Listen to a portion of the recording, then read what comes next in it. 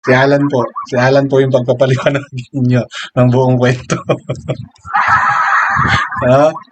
Pasensya na, Boss Alan. Alam ko, mahusay. Pero kayo po yung may hawak ng susi ng totoong.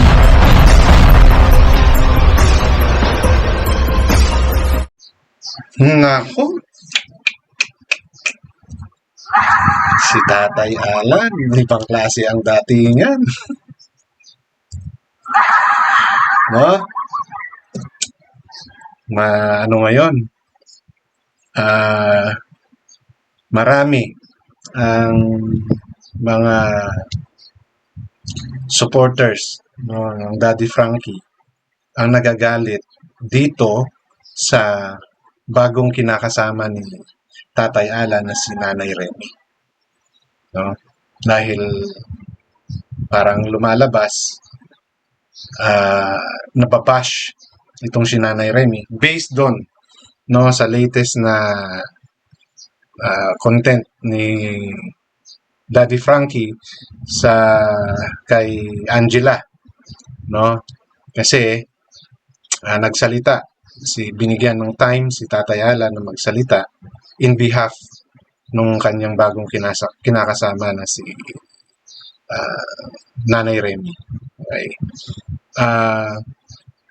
Kasi nga nababash. Okay, doon sa mga nang babash, no, para po sa akin, no, wala pong mali, walang kinalaman. Kung meron man, napakaliit ng naging papel ni Nanay Remy. Kung bakit, yan po ang aking bibigyan ng reaction sa video na to. Okay, but bago po ako magpatuloy, welcome sa aking channel. Kung bago pa lang po kayo sa aking channel, please don't forget to like, share, and subscribe na rin po, and pakihit ng notification bell para maging aware kayo sa aking mga upcoming content. Any comment, suggestion, recommendation, leave it on our comment section. Issue lang po tayo ng personalan. Okay.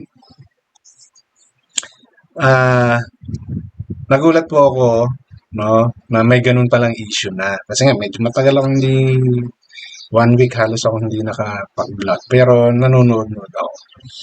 So, nagulat na lang ako nang may sinabing ganun si Tatay Alan, no, about sa sitwasyon ng kanyang bagong kinakasama dahil nababash nga raw. Siya yung nababalikan, so dinigdib ng asawa, bagong kinakasama ni Tatay Alan, yung mga sinasabi sa kanya. No, dahil sa kanya, kaya nagkaganon si Nanay Cathy. Okay, ito po ay opinion ko. Maaaring salungat sa inyo, pero hindi ko po sinasabing tama ito. No? Please leave your comment on the comment section if you have anything to say about dito sa aking opinion. No? And, yun na nga, hindi dapat si Nanay Remy yung masisi. No? Ang dapat ninyong balikan ay yang si Tatay Alan. Pasensya na, no, si Tatay Alan, no. Because based sa kwento nung kamag-anak ni Nanay Cathy, no, bali pamangkin niya si Nanay Cathy. 3 months pa lang, no, iniwanan na 3 months pa lang yung bunsong anak nila, iniwanan na ni Tatay Alan si Nanay Cathy. And kung inyo pong panunuorin yung video from the time na nakausap ni Daddy Frankie si Nanay Remy at yung kamag-anak ni Cathy, makikita nyo po doon na there's something wrong kay Nanay Cathy nung siya ay manganak. I think ito ay one of the postpartum na naman or depression. Kasi kung titingnan niyo yung edad ng mga anak ni Tatay Alan at ni Nanay Cathy, halos, no, 1 taon lang ang pagitan. Okay? 1 taon lang. Which means, no, before, tingin ko lang po ito, opinion ko lang po ito, before manganak si Nanay Cathy doon sa bunso niyang anak, meron ng nararamdamang kakaiba si Nanay Cathy. No? Nagpalala yun nung maaaring nung iniwan na ni Tatay Alan. At natagpuan niya itong si Nanay Remy.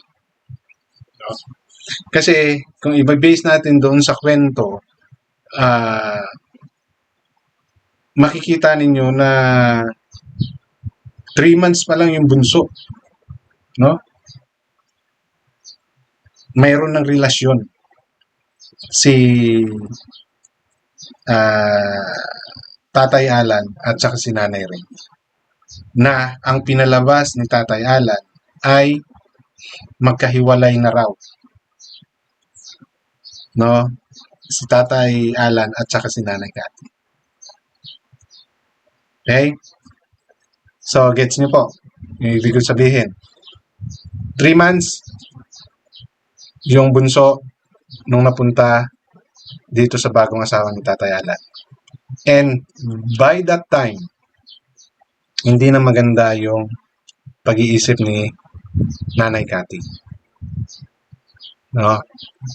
Although nakakitaan pa siya, according to sa kamag-anak, na okay pa siya.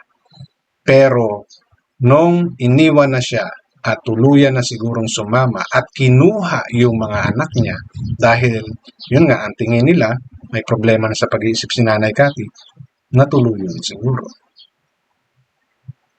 So the whole point of this is hindi nyo dapat i-blame, no? Hindi po totally kay Nanay Remy yung problema. Dahil maaaring iba ang kinuwento ni Tatay Alan kay Ate Remy para makuha niya yung loob. No, ito po yung opinion ko lang, ano? Di ba? Anong part ng pagkakamali ni Nanay Remy? Hindi niya inalam ng gusto bago siya sumama. Eh, malay nyo. Di ba? Nalabat per side si Nanay Remy kay Tatay Alan. No? Kaya, hindi niya na siguro naisip yun. Kung mag-ibig. Diba? Kaya ganun yung nangyari. So, ang akin dito, sana bago na-judge, no, si Nanay Remy, winay muna yung sitwasyon. Kung totoo man na nababa siya si Nanay Remy, no, dahil nga parang isa siya sa reason, no, kung bakit naging ganon si Nanay Cathy. Diba? Para sa akin, the responsibility should be on Tatay Alan. Imposibleng hindi niya napansin na itong si Nanay Cathy ay meron ng problema. No? Hindi naman bigla ang mag-i-snap yung mga taong yan kung natitreat sila ng ayos, diba? Especially yung mga bagong panganak. Okay? Yung postpartum, matindi po ang epekto niyan. Ilan na po sa mga nakapanood natin sa mga tinulungan ni Daddy Frankie na may mga ganyang cases. Diba? Si Ate Tintin is one of those. The depressions. Di po ba? So, maaaring nagmanifest na yan, hindi lang napansin ni Tatay Alan or he ignored it. No, rather than helping Nanay Cathy, maybe, no, naghanap ng bago. Maybe lang po. Okay? Hindi ko po to sinasabing baka or yun yung totoong nangyari. No? Kasi ang lagi lang sinasabi ni Tatay Alan dun sa latest niyang pagpapaliwanag, nababash daw si dahil wala alam sa kwento. Okay? Pero hindi po natin pwedeng baliwalain yung kwento nung kamag-anak. Nung side ni Cathy. Diba? And pati nga si Lola, mukhang iba rin yung kwento. No? So, wag natin isama si Lola. Itong tatlong to, yung pangbabash kay Nanay rin. No? So, yung si Tatay Alan po yung balikan nyo. No? Kasi, nasa kanya po ang susi ng totoong nangyari. No? Siya po ang nakakaalam ng buong kwento. Okay? Kung hindi rin natin masisisi yung ibang mga viewers na mabash ni Nanay Remy kasi nga nakita natin yung sitwasyon ni Ate Cathy, ni Nanay Cathy, na despite of her mental issue, no, yung concern niya bilang nanay kay Angela is nandoon talaga. Si Angela na lang kasi yung nakuha niya. The rest hindi niya na nakuha. No? Pero, kumbaga, lahat yun, no? Tinuturing niya ang anak. Kaya lang, nung nag-snap na siya, nung nasa ganyang kondisyon na siya, para ang nag-retain lang sa utak niya ay si Angela. No? Kaya ganun na lang yung concern niya kay Angela. Wala siyang concern dun sa iba. No? Because maybe yun yung time na bumigay na siya. Kaya naging ganun na yung pag-iisip niya. So, kumbaga, marami ang naawa kay Nanay Cathy, especially nung pinauwi siya na hindi niya kasama si Angela, na yung pa nga medyo itulak-tulak ni Lola, di ba? Dahil yun yung tumimo sa isip ng tao eh. Ganyan na yung kalagayan niya, but he's still concerned. No? Yung concern niya kay Angela ay nandoon pa rin. Nagiging overprotective na lang siya, but for sure, hindi niya na alam yung ginagawa. Hindi niya na alam lahat ng ginagawa niya. No? So, yun yung reason kung bakit marami yung naawa kay Angela. Ay, kay Nanay Cathy. But, you cannot blame totally si Nanay Remy. Kasi, despite ganun yung nangyari kay Catherine o kay Cathy, di ba, tinuring niya namang mga anak yung iba. Di ba? Naging mabuting stepmother naman siya doon sa iba pang kapatid ni Angela. And actually ngayon, si Angela tinutulungan niya rin. So, blaming her, I don't think is good. Is the right way. No? Si Alan po yung balikan niyo. Si Alan po yung pagpapaliwanag niyo ng buong kwento. Pasensya na, Boss Alan. Alam ko, mahusay. Pero kayo po yung may hawak ng susi ng totoong nangyari. No? Dapat doon nung time na nasa ganyang sitwasyon si Nanay Cathy, naging mas malawak po sana yung pangunawa ninyo. Dahil hindi naman po biglang kinabukasan, ganyan na kagad si Nanay Cathy. No? May mga symptoms yan. Hindi po natin pwedeng sabihin na busy po kayo sa trabaho kaya hindi nyo na nakita, hindi nyo na napansin yung mga changes. I don't think so. Hindi po valid reason para sa akin yun. No? Parang feeling ko lang po hindi ko sinasabing ganun yung sa inyo na okay, ganyan ka na, so hanap na lang ako ng iba.